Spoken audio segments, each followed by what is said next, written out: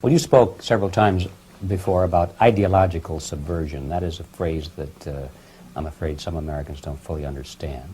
When the Soviets used the phrase ideological subversion, what do they mean by it? Ideological subversion is the process which is legitimate, overt, and open. You can see it with your own eyes. All you have to do, all American mass media has to do, is to unplug their bananas from their ears, open up their eyes, and they can see it. Well, There's mass media mystery. is part of There's it, I nothing guess. to do with espionage. I know that espionage intelligence gathering looks more romantic. It sells more deodorants through the advertising, probably. That's why your Hollywood producers are so crazy about James Bond type of thrillers. But in reality, the main emphasis of the KGB is not in the area of intelligence at all. According to my opinion and opinion of many defectors of my caliber, only about 15% of time, money, and manpower is spent on espionage as such. Oh. The other 85% is a slow process which we call either ideological subversion or active measures, активные мероприятия in the language of the KGB, or psychological warfare. What it basically means is to change the perception of reality of every American to such an extent that despite of the abundance of information, no one is able to come to sensible conclusions. Imagine that. That's in the the interest 80s. of defending themselves, their families, their community, and their country. He said this in the 80s. It's a great brainwashing process which goes very slow, and it's divided in four basic stages. The first one being demoralization. It takes from 15 to 20 years to demoralize a nation. Why that many years? Because this is the minimum number of years which requires to educate one generation of students in the country of your enemy, exposed to the ideology of the enemy. In other words, Marxism-Leninism ideology is being pumped into the soft heads of at least 3 generations of American students without being challenged or counterbalanced by the basic values of Americanism, American patriotism. The result you can see. Most of the people who graduated in the 60s, dropouts or half-baked intellectuals, are now occupying the positions of power in the government, civil service, business, mass media, educational system. You are... And this was in the 80s. So what's going on now? What's going on today? Look, someone recommended that I watch this video. And I think I had seen it sometime, but I didn't really do a deep dive into it. And then I got a comment to watch this video, and I promised them that I would do so and review it. This is insane. Let me know in the comment section what you think of what he just said about the fact that they have a long-term plan, 15 to 16 years, which is what you need to educate one generation. How many generations of Americans have been lost so far? Stuck with them. You cannot get rid of them. They are contaminated. They are programmed to think and react to certain stimuli in a certain pattern. You cannot change their mind, even if you expose them to authentic information, even if you prove that white is white and black is black, you still cannot change the basic perception and the logic of behavior. Or gender issues. In other words, these people, the process of demoralization is complete and irreversible. To get rid society of these people, you need another 20 or 15 years to educate a new generation of patriotically minded and common sense people. If you're watching this up to this point, here's what I'm going to suggest. If you're as frustrated as many of us are about the way these ideologies have been pumped into the system, the educational system and so on, and even social media, and you have some wisdom to share, start your own YouTube channel, start your own podcast, start something, and start pumping the opposite patriotic information into the atmosphere for these young people to find when they're doing a search. When eventually these twisted ideas frustrate them to the point where they now start looking out for answers, and let them find your content. If you're interested in learning how to do that, post in the comment section and I'll get in touch with you to help you out with that. who would be acting in favor and in the interests of the United States society. And yet these people who've been programmed and, as you say, in place, Yes. who are favorable to an opening with the Soviet concept, these are the very people who would be marked for extermination in this country? Most of them, yes. Oh, boy. Simply because the psychological shock when they will see in future what the beautiful society of equality and social justice means in Exactly. practice, obviously they will revolt. Yes. They will be very unhappy, frustrated people. And the Marxist-Leninist regime does not tolerate these people. Obviously they will join the links of dissenters, Oh. dissidents. Yes. Unlike in present United States, boy. there will be no place for dissent in future Marxist-Leninist America. Here you can get popular like Daniel Ellsberg and filthy rich like Jane Fonda for being dissident, for criticizing your Pentagon. In future, these people will be simply squashed like cockroaches. Yeah. Nobody is going to pay them nothing Yeah. for their beautiful, noble ideas of equality. This they don't understand, and Yeah. it will be greatest shock for them, of Yeah. course. The demoralization process in the United States is basically completed already. For the In the last 80s. 25 years. Actually, it's overfulfilled because demoralization now reaches such areas where previously not even Comrade Andropov and all his experts would even dream of such a tremendous success.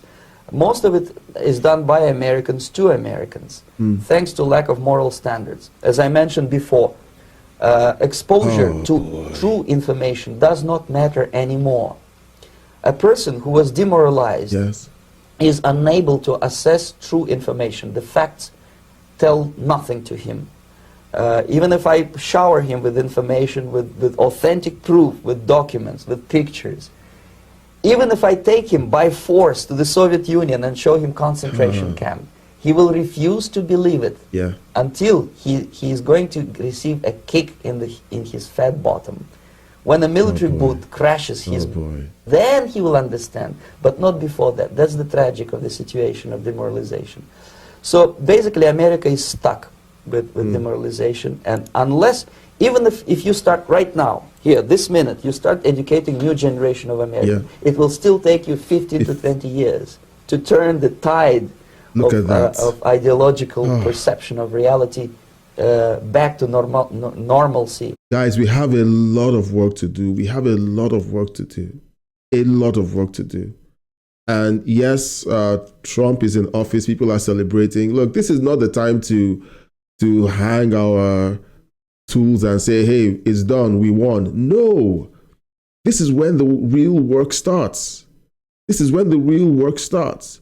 Look, we have 4 years. 4 years. I don't know who's going to be president after Trump, whether a MAGA Republican or a America First president will be in office after Trump. I don't know.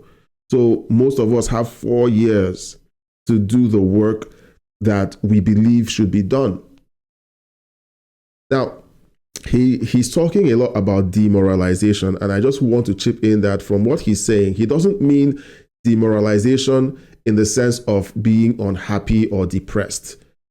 He means demoralization where the morals of the country have been stripped and separated from the psyche or the mindset of the younger generation, where the younger generation doesn't have the same morals of the older generation, which made their country great. And we're seeing that on full display today.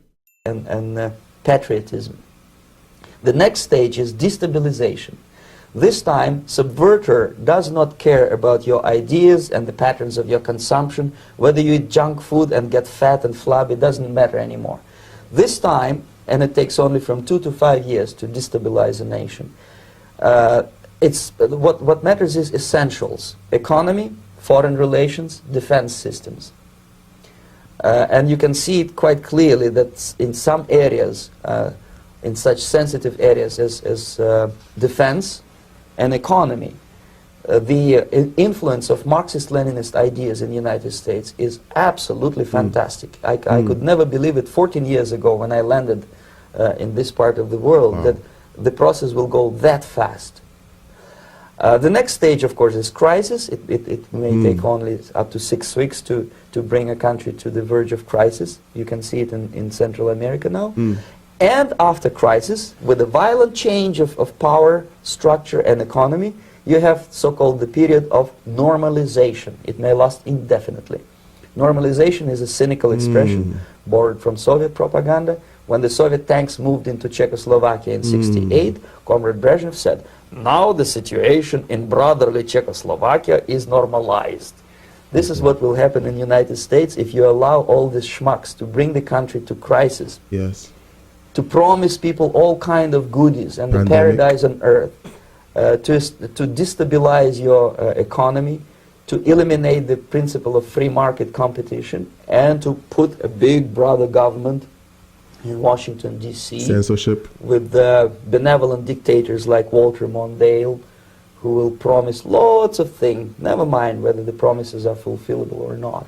He will go to Moscow to kiss the bottoms of new generation of Soviet assassins. Never mind. He will create false illusions that the situation is under control. Situation is not under control. Situation is disgustingly out of control. Most of the American politicians, media, and educational system trains another generation of people who think they are living at a peacetime. False. United States is in the state of war. Yes. Undeclared total war against the basic principles and the foundations of this system. And America has been at war since the 60s and they didn't know it. And the initiator of this war is not Comrade Andropov, of course. It's the system. However ridiculous it may sound, the world communist system or the world communist conspiracy, whether I scare some people or not, I don't give a hoot. If you are not scared by now, nothing can scare you. But you don't have to be paranoid about it. What actually happens now, that unlike myself, you have literally several years to live on unless the United States wake up. The time bomb is ticking. With every second, the disaster is coming closer and closer. Unlike myself, you will have nowhere to defect to. Unless you want to live in Antarctica with penguins. This is it. This is the last country of freedom and possibility. Okay, so what do we do? What is your recommendation to the American people? Well, the immediate thing that comes to my mind is, of course, there must be a very strong national effort to educate people in the spirit of real patriotism, number one. Number two, to explain them the real danger of socialist, communist, whatever, welfare state, big brother government. If people will fail to grasp the impending danger of that development, nothing ever can help United States. You may kiss goodbye to your freedom, including freedoms to homosexuals, to prison inmate. All this freedom will vanish, evaporate in 5 seconds, including your precious lives. The second thing, the moment at least part of United States population is convinced that the danger is real, they have to force their government. And I'm not talking about sending letters, signing petitions, and all this beautiful, noble activity. I'm talking about forcing United States government to stop aiding communism. Because there is no other problem more burning and urgent than to stop the Soviet military-industrial complex from destroying whatever is left of the free world. And it is very easy to do. No credits, no technology, no money, no political or diplomatic recognition, and of course no such idiocy as grain deals to USSR. The Soviet people, 270 millions of Soviets, will be eternally thankful to you if you stop aiding a bunch of murderers who sit now in Kremlin and whom President Reagan respectfully calls government. They do not govern anything, least of all such complexity as the Soviet economy. So basic, two very simple, maybe too simplistic answers or solutions, but nevertheless they are the only solutions. Educate yourself, understand what's going on around you. You are not living at the time of peace. You are in a state of war. and you have precious little time to save yourself. Yeah. You don't have much time, especially if you are talking about young generation. There's not much time left for convulsions to the beautiful disco music. Very soon it will go, just overnight. If we are talking about capitalists or wealthy businessmen, I think they are selling the rope on which they will hang very soon. If they don't stop, if they cannot curb their unsettled desire for profit, and if they keep on trading with the monster of the Soviet communism, they are going to hang very soon. And they will pray to be killed, but unfortunately they will be sent to Alaska probably to manage industry of slaves. It's simplistic. I know it sounds unpleasant. I know Americans don't like to listen to things which are unpleasant. But I have defected not to tell you the stories about such idiocy as microfilm, James Bond type espionage. This is garbage. You don't need any espionage anymore. I have come to talk about survival. It's a question of survival of this system. Yeah. You may ask me, what is it in for me? Survival, obviously, because unlike, as I said, I am now in your boat. If we sing together, we'll sing beautifully together. There is no other place on this planet to defect to. Imagine that. So here's the thing. I took some notes while he was speaking, and I just want to do a quick recap. The first stage he spoke about was demoralization. Second stage, destabilization. Third stage, crisis, which kind of brings me, takes my mind back to what happened a couple of years back during the pandemic. A lot of emergency powers were given or taken by the governments all over the world. And then finally normalization, where these things are, they're desperately trying to normalize these things. And I think that the emergence of Trump and the America First movement is putting a serious a serious delay on what these globalist powers want to take place all around the world. Because he said, if these things happen in other countries, America is the last bastion of freedom in the world, and people can run to America. But if America falls, there's nowhere else for anyone to run to, and that is frightening. Now, he said this in the 80s, and I know that a lot of people are saying that he sounded like these things were so close, and why hadn't they happened? Well, they were happening. But I think that the thing that kept America from completely coming under the sway of socialism and communism is the United States Constitution. And over the last few years, in the 80s and 90s, it ramped up in the 90s. And in recent times, there has been an overt call to begin to suspend or even edit elements of the Constitution that stand as the guardrails that keep America from going full-blown communist. And so there's a lot being said by people on the left about packing the Supreme Court, and they talk about the Second Amendment and the First Amendment, and they attack these things that stand as a bulwark against America going full socialist. There are already a lot of socialist programs in place that have been put in place by the Democrat governments of the past. But the thing keeping them from taking full power in the United States is the U.S. Constitution. That is what I believe. Now, what do we do next? According to him, we should educate ourselves and our children.